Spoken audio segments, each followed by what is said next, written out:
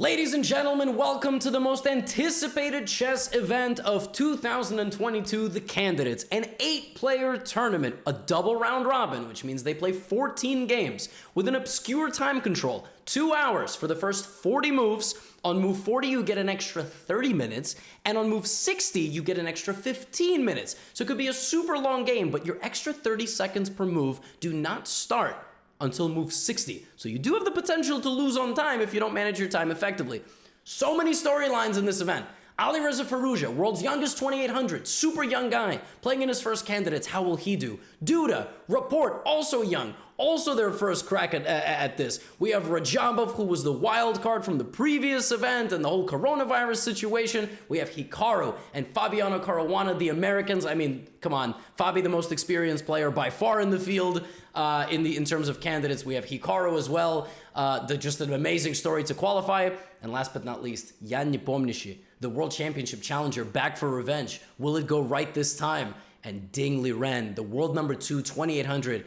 How will he do? Pre-tournament favorite according to the bookmakers. Before we jump into the games today, today's recap is sponsored by Surfshark. Surfshark is a VPN, or a virtual private network, which allows you to encrypt your connection to the internet so you can browse it privately and anonymously. There are many reasons why you would use a VPN. Number 1, browsing anonymously is a huge relief when it comes to advertisements following you around based on what you've searched, and also keeping your passwords and personal identity safe on the web. Number 2, if you like traveling, then you can set your VPN to a country with friendlier airline pricing. And then when you get to that destination that you bought the cheaper pricing with using this exact same VPN, you can access certain sensitive portals like your bank if you have to, using that internet at the hotel that you're staying at, but you'll feel a peace of mind. And number 3, the fan favorite, watching your favorite shows on your favorite streaming sites. For some reason, some copyright issues or otherwise, certain shows are removed from certain catalogs based on where you are in the world. Let's say you want to watch It's Always Sunny in Philadelphia or The Office. Connect the VPN that you got in this ad read to the UK, and now you have access to those things. And Surfshark is a super user-friendly VPN. They keep you in mind. First of all, you can use it on an unlimited number of devices, which is something other VPNs can't promise you. And second of all, they offer a 30-day money-back guarantee, no questions asked. You sign up for Surfshark, you absolutely hate it for whatever reason, you're gonna get a full refund. No elaboration necessary. So get started with Surfshark today. Look, folks, you know how this goes. Click that link in the description. You get 83% off and 3 free months. And if you sign up in June,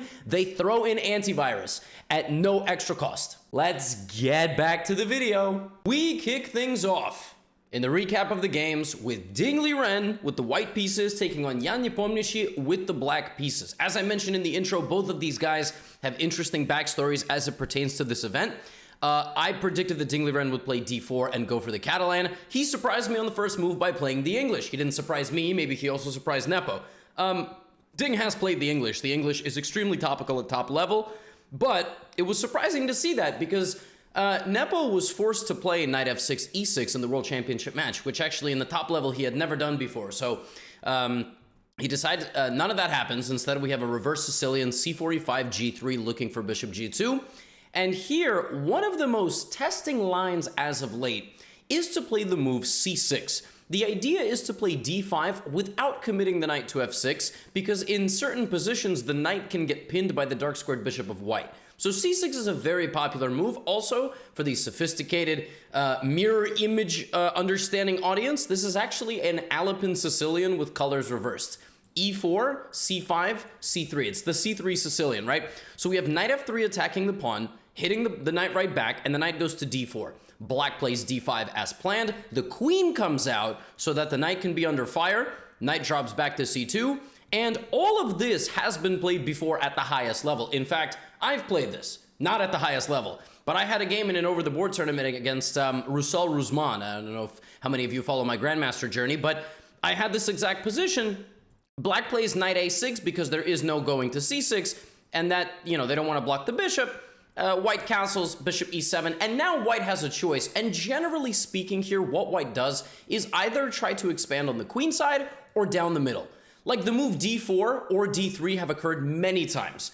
However, in this game, Ding plays knight e3, which has been played only a few times, but the first time it was played was in the last Candidates tournament by none other than Anish Giri. He invented this move. I mean, maybe he didn't invent it. Maybe some drunk guy at a bar invented it on his phone, but Anish gets the first credit, and he played that against Grishuk.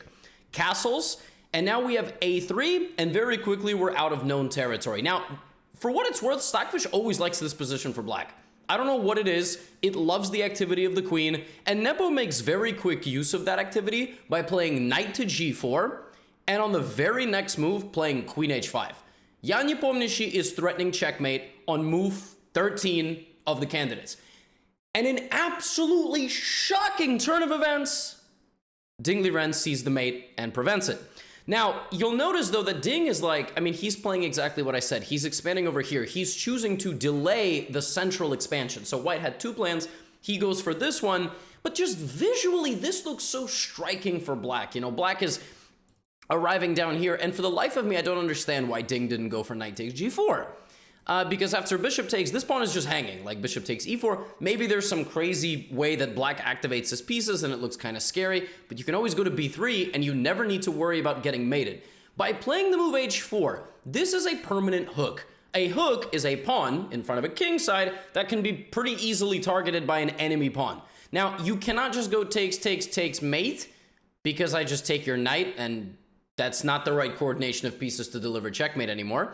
So bishop f6, queen c2, and now this kind of frozen formation. Okay, so the only way that Nepo is going to successfully launch any form of attack over here is by absolutely locking down the center. He has to make sure that the e4 pawn survives, because if it doesn't survive, everything is open. So that's why he plays bishop f5. Now, White cannot take this despite having more material on it, because at the end of the day, the bishop is pinning the knight to the white bishop.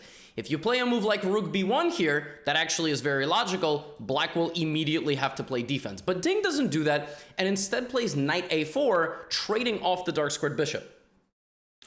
It makes sense, because this kind of leaves Black with a weird knight on a6, but Black's plan of attacking is still very much alive, and this pawn can now no longer be captured.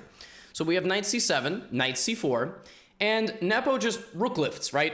He doesn't really have any other plan. It is not in his interest to play like on the queen side, because that weakens everything. His plan is to at some point create an attack over here as long as the center stays locked. So naturally, that is kind of what he's trying to do, and this was the first moment in the game when Stockfish started screaming out the move g5. It was like, play g5. Oh my goodness, play g5. It was giving insane evaluations. And it was like, there are all sorts of ways that Black can sack the rook and then pin this. And it was saying there was, I mean, at g5 right now. Okay, doesn't happen. Plays h6, preparing g5. Queen d2. Another moment, Stockfish really wants g5, but now Ding is maybe threatening to sack the rook and create some counterplay in the middle and this way and that way, and oh my goodness. So instead of that, Nepo brings his rook. Before he launches the attack, both rooks completely locking down e4. I said that blockade of the position for Ding Liren is really annoying. You want to attack somebody, you got to lock the center down so their resources can't flow in and out. All right? King h2. It doesn't get more obvious than this. Play g5. But now there's a little bit of a trick. This is a trick because I think Ding Liren wanted to go here, and whoops. And that is a problem. He just plays an Uno reverse card on a chessboard, and now the arbiter doesn't know what the heck to do. They were not supposed to bring anything into the playing hall, but Ding Liren brought Uno cards. So that's really bad. So Nepo's like, all right, you know what? Bishop g4. And for like the last 3 or 4 moves, the move b5 has been possible. And I've been saying, like, White wants to play on the queen side. White wants to play b5, maybe undermining the defenses over here. You know, rook takes knight, etc. But Ding goes knight a5, anticipating that Nepo will defend the b7 pawn. And my guy does no such thing. He plays rook f6 and says, get yo, you know what, back to defend this pawn. Good boy. And now I'm ready. You don't have this rook h1 anymore. Here comes the move g5. And this is really bad news because Ding Liren has about 10 minutes to make 15 moves. The time control, as I mentioned in the introduction, means no bonus time until move 60. But you get the extra 30 minutes on the 40th move. Ding Liren's in big trouble. He now has to choose between gobbling and running back and b5. b5 now is the only move. It's the only move that doesn't lose immediately. It's a completely insane sequence of moves. You take the pawn, he takes your pawn, you have to take otherwise queen h2. Now Black plays queen e5 coming here. Now this pawn can try to gallop even further, but if you allow this, it's mate. I mean, it's Crazy position, but Ding Liren justifies his previous knight a5 and takes the pawn, and that's too slow because now Jan Nepomniachtchi took off his suit, unbuttoned a couple of buttons on his shirt, rolled up his sleeves, got up and went. No, he didn't. He just took the pawn on h4 very quietly. If he did all the other stuff, it would have been police involved. h3, and Ding trying to fight back. The whole position's just falling apart. And notice, by the way, Jan sacrificing his rook with check because there is no way to prevent this attack. I mean, this is just incredible. Look at this. Queen h1, grabs the rook, the pawn falls, and now, I mean, this is just beautiful. Look at this. Queen can't come back, right? Oh, yes, she can. And if you take, the king just gets hunted out. There's actually a forced mate in 8 moves with h5, king g5, queen h3 in here. And yes, Jan saw that because he's a 2800 caliber player. No, he's not. He's 2766. All right, you feel proud of yourself? You're 2,700 points lower than that, so don't argue with me, hypothetically, in this recap. I mean, what a game. Folks, what a game. There was no better start. There was legitimately no better start to this tournament for anybody. Jan Nepomniachtchi is back and better than ever. This man just beat the pre-tournament favorite, according to the bookmakers. By the way, chess bookmakers, you guys are garbage, okay? I'm just gonna say this right now. Ding Liren is the biggest toss-up in this tournament. We haven't seen him compete at the classical level for a couple of years. Yes, he played a couple of games in the last candidates tournament, okay? Yes, he went on this huge quest to get the qualifying spot for this event. But he's barely played top-level chess in like 3 years. I mean, to just say he's the favorite is crazy. That was always my opinion going in. So, I mean, what a statement. I mean, a win with black is, oh God, you couldn't charge these people money for this. Amazing, amazing win for Jan. Now, the next game that I have for you is the game between Timur Rajabov and Alireza Firouzja. This one begins with a very standard opening. Now, I've been wondering what the players are going to play here, because you could play a Queen's Gambit declined, you can play a Rogozin, which I think will be quite popular, Semi-Tarash, also quite popular, but we see the Vienna. There's 2 Viennas in chess, and then we see the B5 Vienna. That's rare. First of all, this is already extremely rare. They're not going to go for this ultra-aggressive line, but B5 is quite rare, and now complete pandemonium happens, okay? White will win this pawn, right? He can't take yet. I mean, he can, but it's not that good. And then he puts the knight here and guards c4. Now, white develops 2 bishops, okay? Bishop e7, both sides castle. And the dynamic here is that if white can win this pawn, he'll be very happy. The problem is it's almost impossible to do that. Knight will go to a5, bishop will go to a6. Black will also play on these straightaways, and that is a juicy square for a knight to end up on. And that's exactly what Alireza did. I mean, he played rook b8, he played knight a5, he played knight d5. He played all the moves, and bishop a6. He played all the moves of his opening. All of them for 14 moves. He was up nearly 50 minutes on the clock against Timur Rajabov. 5-0. Great shape. You literally could not ask for anything better. And he has come to fight, okay? Jon Ludwig Hammer, during the broadcast, was like, man, this is like almost disrespectful. I mean, my man is not playing like some ultra solid line. He's taking massive risk with black, and my guy is just trying to win. He's like, Rajabov, so what, you've been here before? I've never been here before. I'm playing for a win. I don't need to settle in. Let's go. Knight b3.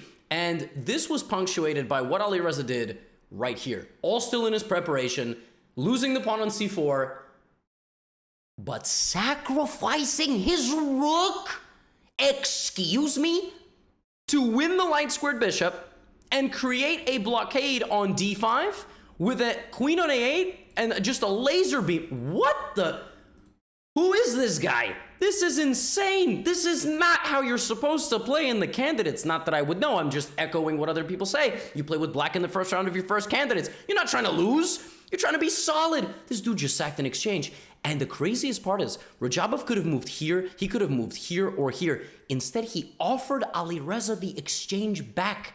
He allowed a fork, and the idea here was probably, I imagine, something like this, knight c1, queen c4, and other tactics. For example, queen d5, right? Maybe queen takes c1, and you can't take on c7 because then you hang mate. So this is probably going to end in a draw. My guy Alireza says, no, thank you. What? He's giving you the rook back. Nope, he doesn't take it. But now Rajabov consolidates while he gives away the pawn and launches a little attack of his own. He's like, all right, buddy, you think you could beat me? Think again, all right? So now we're going on a big attack of our own while sacrificing a little bit of material to get to Alireza's king. All right, Alireza, at this point, time is ticking. He's no longer up 50 minutes. By the way, we can't have timers because that would be from the chess.com events page. Really hard to crop that because there's already a game result there. You understand what I'm saying? I'm going to try. I know you guys are going to ask for timers. Not the easiest thing in the world. I'll keep you posted on the time, okay? You'll notice here that Alireza does something insane right here. I give you 2 seconds. You take this with the king or the rook. 1, 2, correct. You take it with the king. Just kidding. None of you thought that. Why on earth would you walk into another knight with just another check? Oh, yeah, because Alireza walks his king to the middle and says, come and get me. Huh? I mean, this is not good. I'm just gonna say that, right? Like, this was the best plan according to the machine. So yeah, but it's scary. And now Rajabov has to get to the king, but Alireza just sublime defensive skills immediately removes this. You can take and try to play for d5, but black is now immediately getting counterplay, and that's sort of what happened. Rajabov pressed on a little bit more and even won himself a pawn.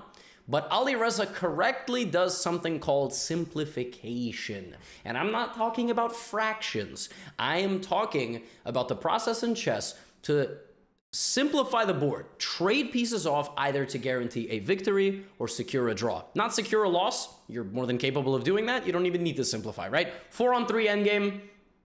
And a couple of moves later, a 2-on-1 endgame. This is a draw. White will try to move up, but there is a pawn blocking the f-pawn. That's very important. If this was a d-pawn, this is not the same result. But because one of the pawns is obstructed, if this one gets too far, the king gets close. And just in general, the black king and rook are super active, so it's impossible for white to make any progress. Rook and pawn versus rook is a draw, especially in situations where the defending side is very active, as he is in this case. The players play a lot more moves. I'm going to keep clicking the forward button. I'm going to take a sip of my half tea, half lemon spindrift. Not sponsored, so I don't have a promo code. Yeah, Rajabov offers a draw on move 71 by trading pawns. This is a well-known defensive setup by black. And these guys end in a draw, but an exciting draw. I mean, listen, come on, let's be serious. All right, this was anything but boring. All right, the next game that I have for you, this was incredible. This was an amazing game. Duda report. This one got exciting quickly. First of all, a Taimanov Sicilian at the candidates is ludicrous, completely ludicrous, insane. Nuts. Now, personally, I don't think we would have seen this Taimanov, and I don't think we would have seen this Taimanov. I think we would have seen this, because the 4-knight Sicilian nowadays is extremely popular. Just my hot take. That's what we would have seen. I don't think we would have seen this Taimanov. The line with bishop e3, queen f3 is just amazing. Really does well with white. But Duda doesn't make us wait. He plays bishop f4. Let me tell you something right now. In a position that has been reached literally millions of times, this is a move that has been reached in like 300 tops. Why? This is a much more natural move. You have absolutely no idea where this bishop is going to go. The bishop belongs on e3, and then queen d2, and then f3, long castle. What is the bishop doing out there? But the craziest thing is, Report played this himself against none other than Fabiano Caruana, and that game went like this. c4, rook b8, hitting the pawn, queen c2, e5, Singfield Cup 2021. My man Duda really just played Report's own weapon against him, but doesn't play c4, instead playing this. And now, officially, as of move 7, we are in brand new territory. That's crazy. That's crazy. And 2 moves later, trying to fianchetto his bishop, Ricard Report is dead lost. It's move 9. He's lost. Why? Why can't he just take the pawn? Because black is in trouble here. Rook g8, and now suddenly he can no longer castle. That's horrible. Queen c2, we're just going to gobble these pawns. We're going to win the game. Black can also play queen a5 check. But it doesn't matter because rook c1 is coming, and white completely takes over the initiative. I mean, knight c4, knight d6. It's horrible news here.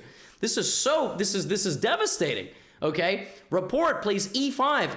And here, Stockfish was ready to go home.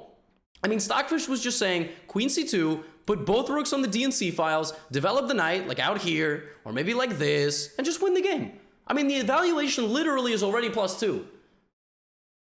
But here begin a series of interesting moves. First of all, Duda trades the queens. Now, he got to be really sure that the sustained pressure on that queen side is enough. The biggest advantage here, as the players have the exact same structure from E to H, is the fact that AB is good for white and CA is bad. CA is bad. It's just not a good structure, all right? But the more pieces you trade and the more time that goes on, not only does Report get to consolidate and have to worry about less pieces, he gets more confident. Trust me, when Report got hit with C5, he literally was like, why did I even show up to this tournament? Maybe not. I'm exaggerating. But when you get hit with C5 on move 9 of the candidates and everybody else is in the opening, you're like, bro, what am I doing? Really, what am I doing? What am I doing? I played this way myself with white. How is am I allowing this? But the more time that goes on, look at him bringing his king, right? He walks his king over, okay? And then here, he finally completely repels Duda. Duda counterattack, hits the bishop. My man Report plays f6. Uh-oh, now both bishops go back. Duda goes back again. He still can't win this. And this bishop is coming, the rook is coming, and h5, nice little move to take a little space. Here comes the bishop. a5, let me move my pawn out of the way. All right, king f1, bishop e6, consolidation process begins. Duda's advantage is 0.2. The advantage is gone. He missed his chance. He probably shouldn't have traded queens. He probably shouldn't have traded rooks so quickly. And he just didn't create enough of an initiative. And Report, by the way, look at that move. You can't take the knight. Not that it really matters. I mean, they see it. Not the most important thing in the world. Now, Report trades bishop for knight. Why?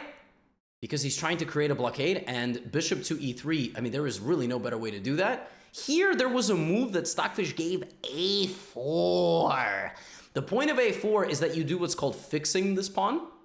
So that pawn is now in direct line of sight. And if something like bishop d4, apparently b3, and the advantage is +2.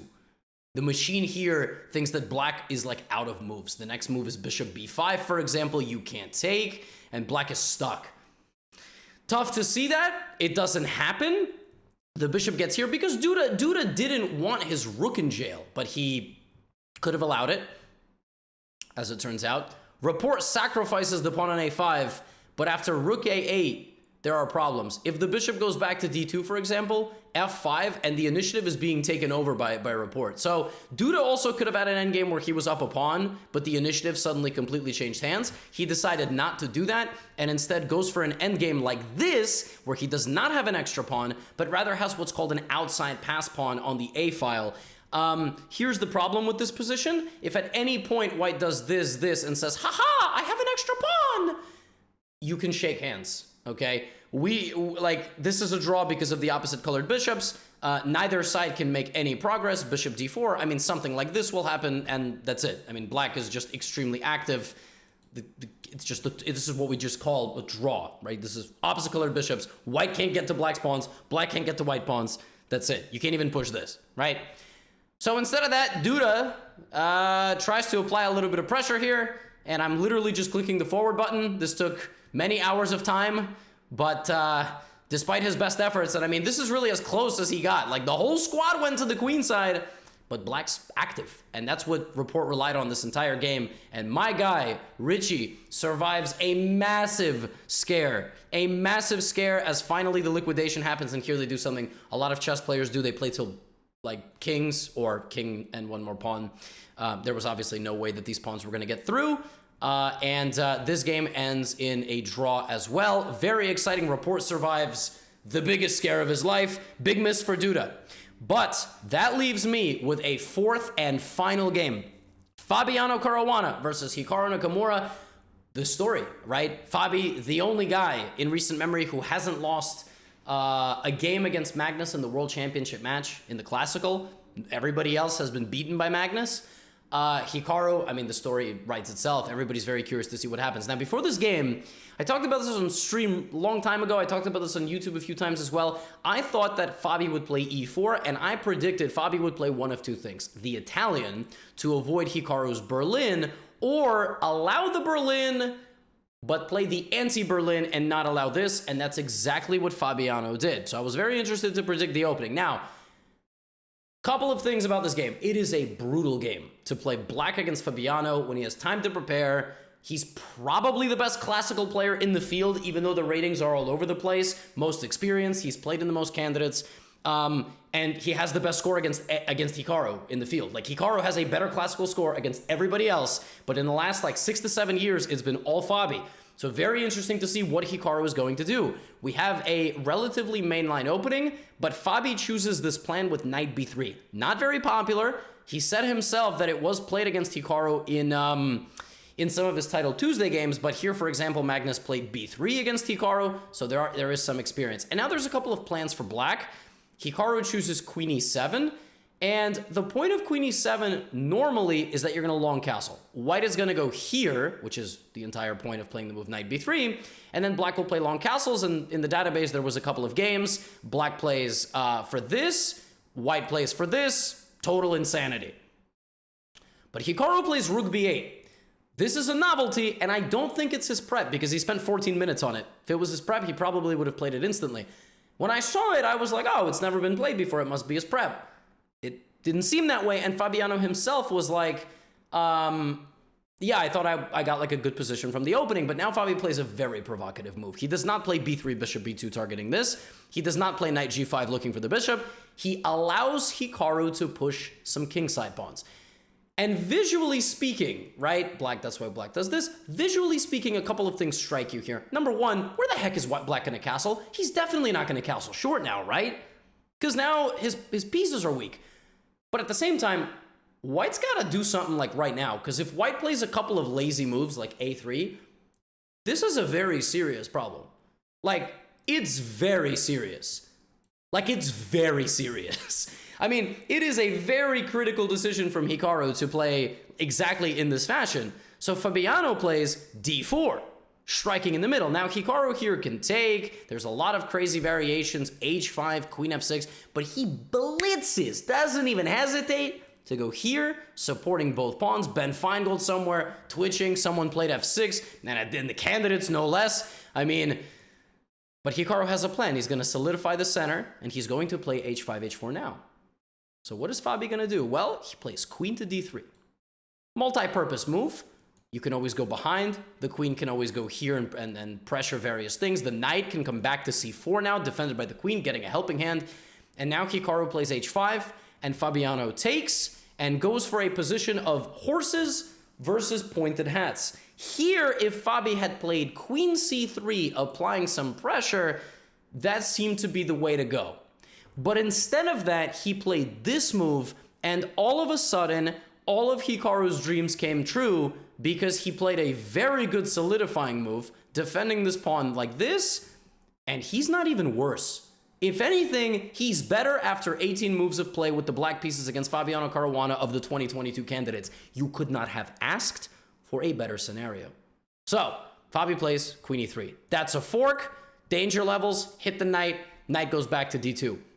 Now, HIKARU obviously has to protect the a7 pawn. He can do it with a6, b6, c5. c5, a little bit of a weird move. Big hole here on d5, so instead he plays a6. And Fabi plays a very funny move here. He plays the move b3. He could have played f3, f4, c4, c3, b4, a4, b3. What the heck is the point of b3?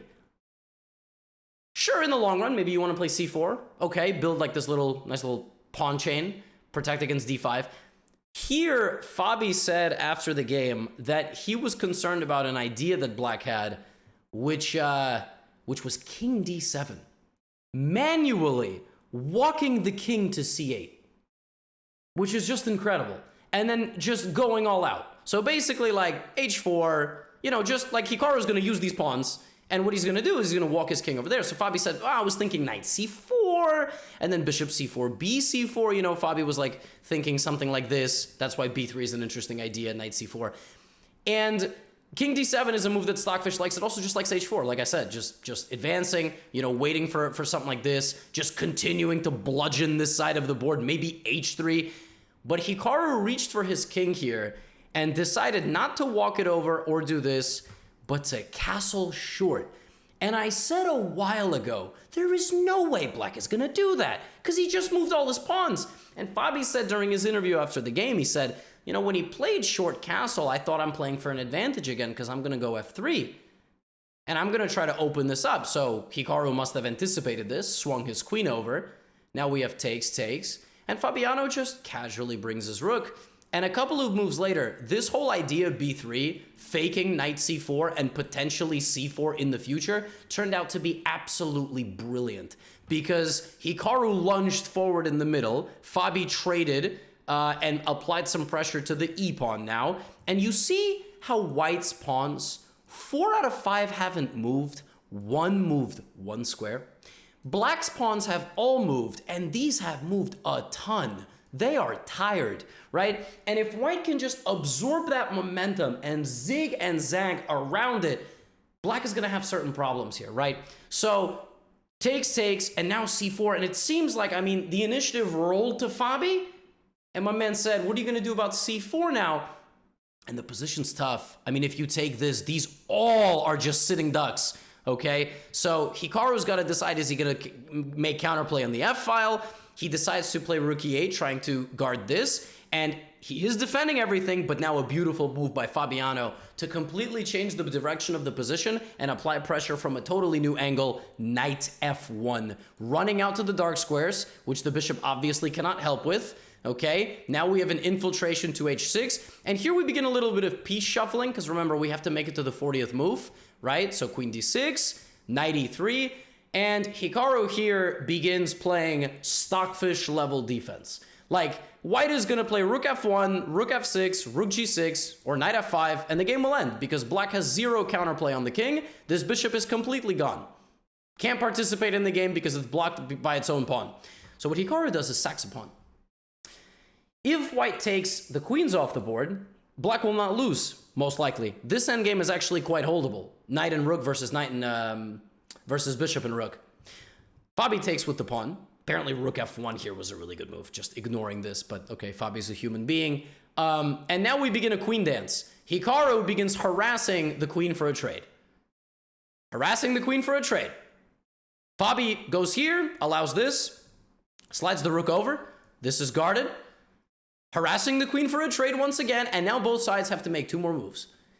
Here, Hikaru can play bishop d7, preventing anything from getting to f5. He misses it, because it's move 39! But now, after the time control, Fabiano blunders. What Fabiano had to do here was play queen d6. And the point of queen d6 is, after something like queen e5, there is rook f8 check, deflecting the rook from the defense of the queen, otherwise there's just checkmate. Black can maybe try to be a little bit more active or try to trade the queens this way, but Machine is always like somehow arguing to bring the queen back like this, okay?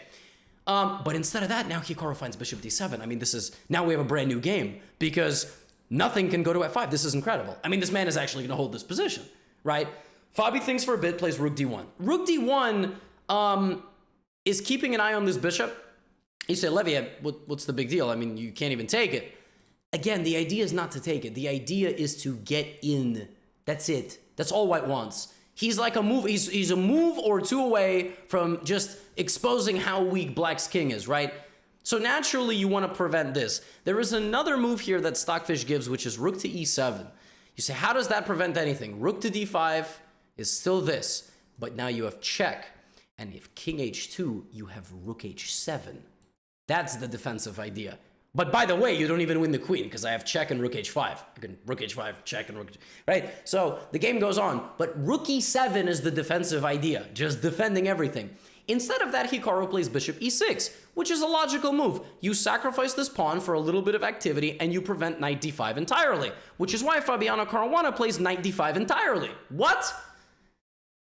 That wasn't supposed to happen. Well, the idea is knight f6. And again, you do not want to allow this. Or back rank infiltration, right? So Hikaru here plays an amazing move, allowing a check because his king is completely safe on f7. Gives the kiss to the knight. The knight can't even see the king. It literally just can't. It can only see these squares, right? And he's like, yeah, what are you going to do, horse? So you can't do that, right? So Fabi just grabs this pawn with tempo, and now Hikaru has to find, it seemed like queen g4. But after queen g4, there was a brutal move by White. Retreating to e1, and apparently the game is lost. White will now regroup and just go forward. Rook d3, rook g3. Queen e1 is savage. I would not be surprised if from a distance, that is what Hikaru overlooked. I don't know. I haven't spoken to him. Maybe he's given an interview in the time of recording this recap. But maybe that was it. That backwards retreating move. Knight d5 takes. Rook d5 obviously doesn't do it. But rook f8, queen e4, queen g4, queen e1 is absurd. And it holds everything. So Hikaru does this instead. But it doesn't matter. The white attack is still extremely strong. The constant threat of an exchange, or queen e7, even stronger. And on move 50 of this game, Hikaru resigned to Fabiano Caruana because the king is either getting mated, the queen is getting lost in a variety of different tactics, and everything is just no good. A massive start for Fabi and Nepo. Crazy that Nepo was apparently the 4th favorite, or 5th. Like, it was Ding, Fabi, Firouzja, maybe Nepo, maybe Hikaru. It was, I mean, bookmakers in chess are just, they need better jobs. But that concludes day 1. What an amazing day. So much fighting chess, exciting chess, potential for all 4 games to have a winner and a loser in round 1. Let's just hope we continue like this, folks. Thanks for hanging out. Appreciate y'all very much. And I'll see you tomorrow for round number 2.